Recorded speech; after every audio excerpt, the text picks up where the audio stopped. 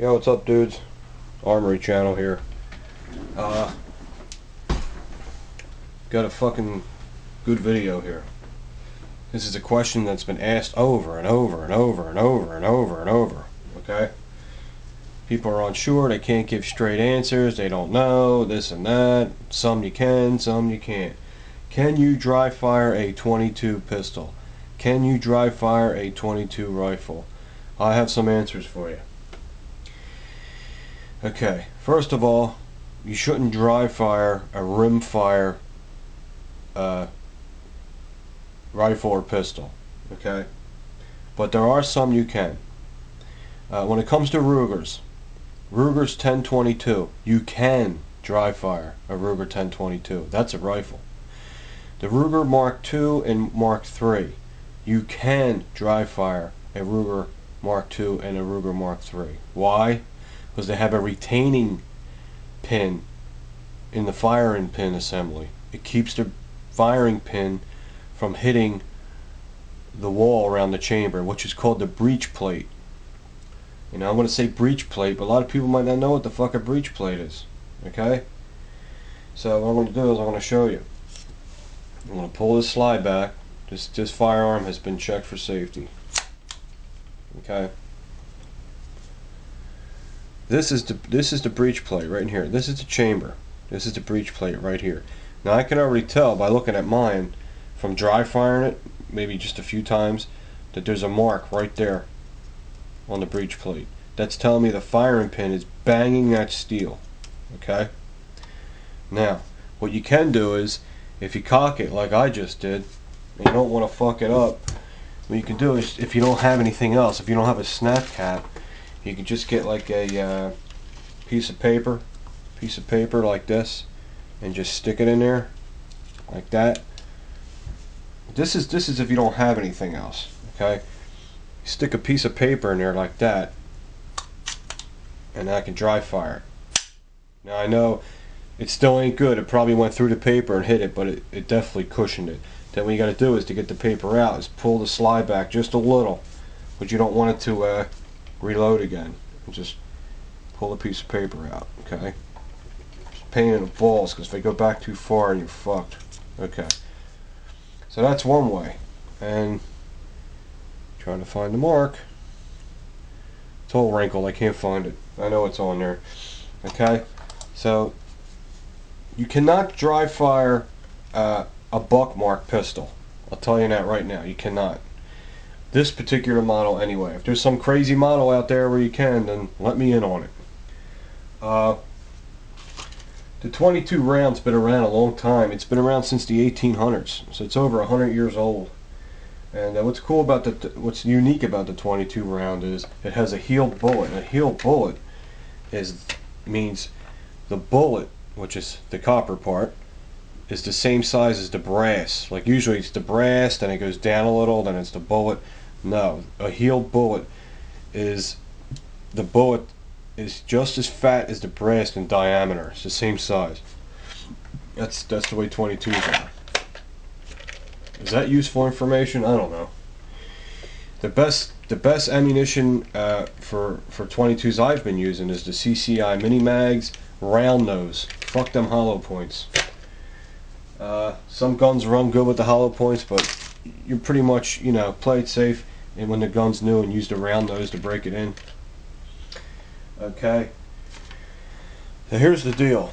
When you dry fire, here's the basics. When you dry fire a rimfire .22, the firing pin hits the breech plate. Alright? That's what I said. Now Ruger Mark IIs and Ruger Mark IIIs has a retaining pin in the firing pin assembly.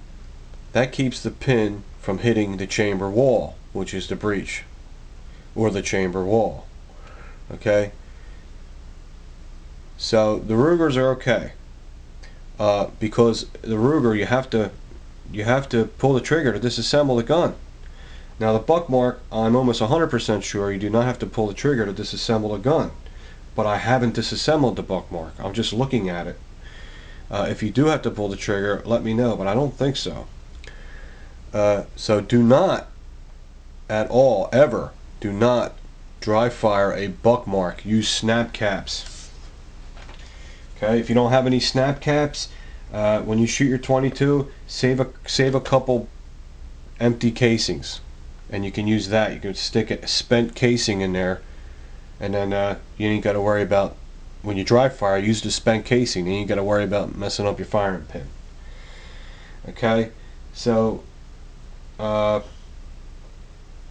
there's some facts for you about dry firing. Like I said in the beginning, there's some you can, there's some you can't. Depends on the design. But if you have a rimfire and you're not sure, don't dry fire it unless you call the manufacturer first. Okay?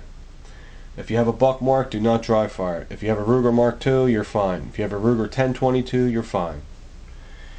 Okay? So there's some useless information for you. That ain't useless information, but oh, and another thing, the dude that made me the timer, dude, you know what I had to do? I had to restore my Windows, and I don't have that program no more. If you're seeing this video, I don't know if you still have it or not, but can you send me that timer again, please? I appreciate it. And this time I'll put it on a disc. That's what I should have did to begin with. I want to give a shout out to SFC Grazer. He's helping me out. He's making me a website, you know, just out of the kindness of his heart. Go check his channel out. It's S as in Sam, F as in Frank, C as in Charles, Grazer. Okay, and he's got a cool gun channel, YouTube channel. What else did I want to mention?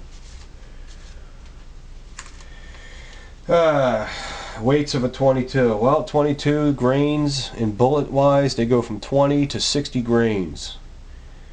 And as far as velocity goes and speed, they go from 575 feet per second to 1,750 feet per second. So they move pretty good. Okay. So what's the deal here? Can we dry fire? Yeah and no.